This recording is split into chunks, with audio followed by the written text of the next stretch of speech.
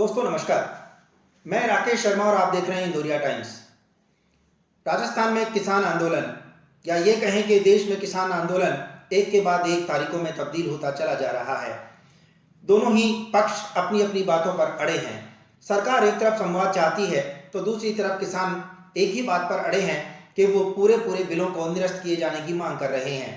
इन सारी बातों को लेकर के अलग अलग तरीके के वक्तव्य भी सामने आ रहे हैं। आरोप प्रत्यारोप की राजनीति जारी है। कहीं इटली से राहुल गांधी का संदर्भ चला आता है तो कहीं बॉर्डर के ऊपर बैठे किसानों को भी माओवादी या वामपंथी या पार्टी विशेष के लोगों को कहकर के संबोधित किया जा रहा है।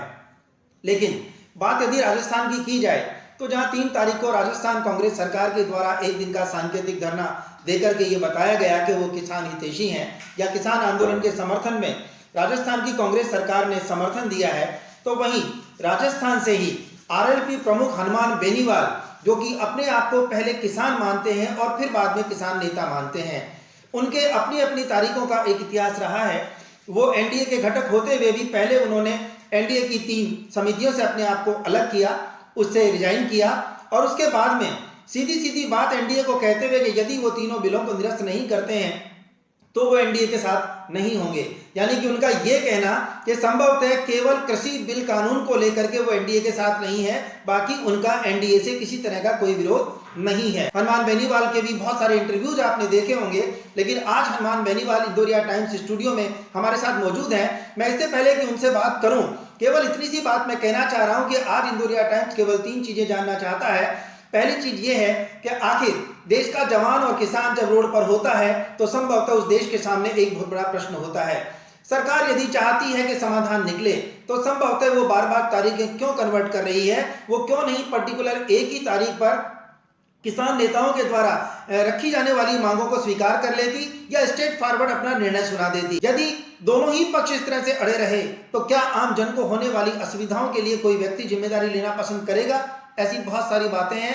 यातायात ठप हो रहा है, नेशनल हाईवे जाम हो जाते हैं, एम्बुलेंस फंस जाती है, आम व्यक्ति को परेशानी का सामना करना पड़ रहा है। तो मैं सबसे पहले आज इंदौरिया टाइम्स में मौजूद हमारे साथ जो आरएलपी प्रमुख हनुमान बेनीवाल हैं, मैं हनुमान जी आपसे ये जानना चाहूंगा। देखिए, किसान आंदोलन और जो सरकार और किसानों के बीच वार्ता भी हो रही बार 7-8 दौर की वार्ता हो चुकी है और उम्मीद करते हैं कि 8 तारीख को कोई न कोई हल इसके अंदर निकले।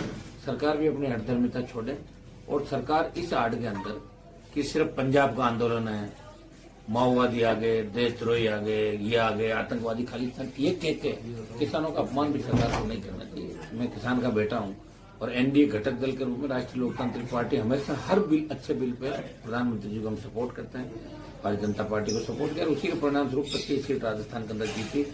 और मैंने मतलब हम पॉलिटिकल एडवांटेज के लिए आंदोलन के अंदर शरीक नहीं हुए। अगर हमें पॉलिटिकल एडवांटेज लेना होता तो मैं भी हर बॉर्डर पर अभी जाता सब लेके, जैसे दूसरे नेता आ रहे हैं। लेकिन हमारा एक ही शाहजहांपुर बॉर्डर, ये दिल्ली में मैसेज था कि भाई राजस्थान में आंदोलन नहीं हो रहा। हमने कहा राजस्थान में पंचायत चुनाव में 17 जिलों में घुमा था जब पार्टी चुनाव लड़ी आ रही थी और हर जगह एक ही आवाज आ रही थी, जवान किसान कह रहे थे तीनों कृषि बिलों को वापस कराओ, इनके अंदर सुधार कराओ। ये हर जगह किसानों की आवाज थी और इस किसान की आवाज को राजस्थान ने 2 बार देखा। जब कोटपुतली में पहला आपके पूर्व मंत्री रामस्वरूप जी किसान ने एक सभा कराई थी 12 तारीख को, तो उस समय भी 10 से 15 हजार लोगों ने कूच किया था, लेट हो गया था। उस समय देश के गृह मंत्री जी ने टेलीफोन किया कि आप एक बार बात मानो, हमको इनको रास्ता निकालेंगे। उनके सम्मान में हम लोग वापस लौट आए थे और दोबारा जो 26 का कूच था उसमें संख्या अनगिनत थी, लाख के आसपास लोग होंगे। रात को 9 बजे तक लोग आ रहे थे, ट्रैफिक जाम हो गए थे, पुलिस ने कई जगह डाइवर्ट कर दिया, हरियाणा की तरफ लोगों को डाल दी अपने अपने वाहनों से। मेरे हिसाब से राजस्थान का शाहजहांपुर बॉर्डर में सबसे बड़ा कूच होगा आज तक का, जो खुद के वाहनों से लोग बांसवाड़ा डूंगर पहाड़ में से लेकर खुद लोग यहाँ पे आए। और अब भी लगातार 26 तारीख से राष्ट्रीय लोकतांत्रिक पार्टी आंदोलन के बाद हमने हिंसात्मक तरीके का आंदोलन को अख्तियार नहीं होने दिया, कहीं भी हिंसा नहीं होने दी। 26 तारीख को लोगों की बड़ी इच्छा थी कि बैरिकेड तोड़कर दिल्ली की तरफ बढ़े, हमने उनको रोका। एनडीए उस दिन मैंने छोड़ दिया था क्योंकि मैंने पहले ही कह रखा था कि 26 को मुझे फैसला करना।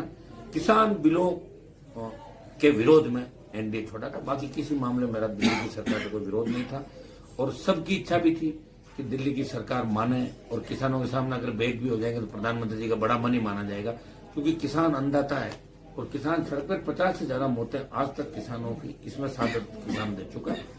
और जी, मेरा एक सवाल था यहाँ। जी वो सवाल मेरा ये था कि जैसा कि कांग्रेस दावा कर रही है कि किसानों की हितैषी केवल वही हैं और केवल किसानों को वही हक दिलाने की कोशिश कर रही है, जबकि आपका कहना ये है कि आपका एनडीए से कोई विरोध नहीं है, आपका किसानों के हितों पे जो कुठाराघात हुआ है उसका विरोध है। तो इस संदर्भ में आप बताएं कि कांग्रेस किस तरह की राजनीति कर रही है? कांग्रेस की राजनीति तो कल आपने देखी होगी कि 40 साइकिलें गाय ट्रक में डाल के लाए और साइकिल या रैली की बजाय, हाँ साइकिल रैली की बजाय यहाँ ट्रक में साइकिल उतार के और 50 मीटर चल के फोटो खिंचाना चाहते हैं। तो ये कांग्रेस वाले, तो देखो कांग्रेस अगर किसानों का भला करती है तब तो अभी किसान आंदोलन नहीं होते। प्रधानमंत्री जी से उम्मीद है देश के किसानों को, जो व्यक्ति धारा 370 हटा सकता है जिसके अंदर कुछ करने की मादा है, इसलिए किसान जिद करके बैठे। अब उनके फीडिंग जो है ना दिल्ली में गलत हो गई कि बैठने वाले दूसरे तरीके के लोग हैं, गुमराह कर रहे हैं, ये कर रहे हैं। अब बताओ मैं गुमराह थोड़ी करूंगा, मैं तो एनडीए का हिस्सा हूँ, बादल एनडीए का हिस्सा है, दूसरे लोग भी एनडीए का हिस्सा है, जो दबी जुबान से बात करें। अच्छा कई पॉलिटिकल पार्टी बीजू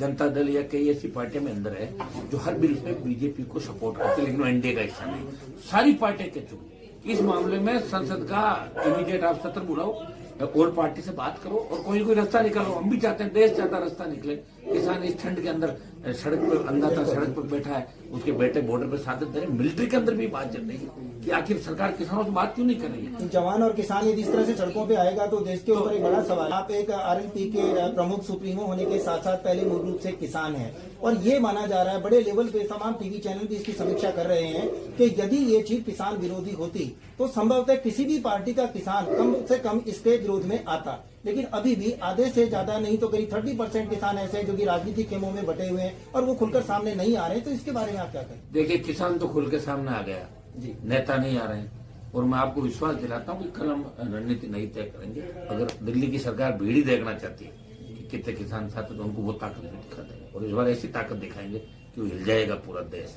वो। लेकिन झंडा हमारा इसलिए था कि हमारे राष्ट्रीय लोकतांत्रिक पार्टी के जवान किसानों ने ही राजस्थान में इस आंदोलन की शुरुआत की। जब कहा ना भाई राजस्थान में कोई आंदोलित नहीं है, विरोध नहीं है, तो आरएलपी ने कहा कि विरोध है, लेकिन चूंकि कांग्रेस बीजेपी का मिलाजुली का खेल राजस्थान में चल रहा है, इसलिए लोगों को भरोसा ही नहीं है कि किधर जाए किधर नहीं जाए। वसुंधरा गहलोत का गठबंधन 22 साल के अंदर राजस्थान की जनता ने आपको पता भोगा है। बेहतर गुजरों ने सादत दी, उस समय कहाँ गई थी कानून व्यवस्था। गुजरों सीने पे गोलियां खा के बड़ा आंदोलन देश के अंदर किया था। हरियाणा में जाट आरक्षण आंदोलन चला, बीजेपी की सरकार थी हरियाणा के अंदर। 30 से ज्यादा किसान के बेटों को सीने पे गोलियां मार के नियत थे बच्चों पे मार दिया उनको। मैं तो देखो हर जगह अन्याय जहां भी होगा हनुमान बेनीवाल बोलेगा, चाहे एनडीए में रहे नहीं रहे, एमपी रहे या नहीं रहे, उससे कोई फर्क नहीं पड़ता। लेकिन व्यवस्था परिवर्तन करके राजस्थान में रहेंगे। कांग्रेस बीजेपी स्टेट के अंदर मिले हुए और देश की कांग्रेस ने किसानों का भट्टा बिठाया, इसलिए लोग मोदी जी से उम्मीद करते हैं। और मोदी जी भी अगर नहीं करेंगे तो किसान मोदी जी के खिलाफ हो जाएगा 24 के अंदर। ये तो तय है, ये तो कोई यहाँ लगातार लंबा नहीं रहा, कई आए कई चले गए देश के अंदर। आपका बहुत बहुत धन्यवाद कि आपने इंदौरिया टाइम्स के लिए स्टूडियो के लिए समय निकाला। आपने देखा कि अभी आपसे मुखातिब थे हनुमान बेनीवाल। हनुमान वो बेनीवाल जिन्होंने निश्चित रूप से किसानों के हित का बीड़ा उठाया है और न केवल बीड़ा उठाया है बल्कि जब वो चलते हैं तो हवाओं का रुख वो स्वयं तय करते हैं। अकेले राजस्थान शाहजहांपुर बॉर्डर पर राजस्थान की पहचान देखना यह है कि किस तरह से राजस्थान अपनी शौर्यपूर्ण गाथा के अंतर्गत किसानों की पैरवी कर पाता है। यदि यही सब रहा तो जैसा कि अभी हमने सुना कि आप बहुत जल्दी अपनी ताकत और अपनी शक्ति का एहसास भी करवा देंगे। केंद्र सरकार हो या राज्य सरकार बहुत ज्यादा दिनों तक नहीं टिक पाएगी यदि वो देश के जवान और किसान के साथ उनके अधिकारों पर इस तरह से कुठाराघात करती है। आपका बहुत बहुत धन्यवाद।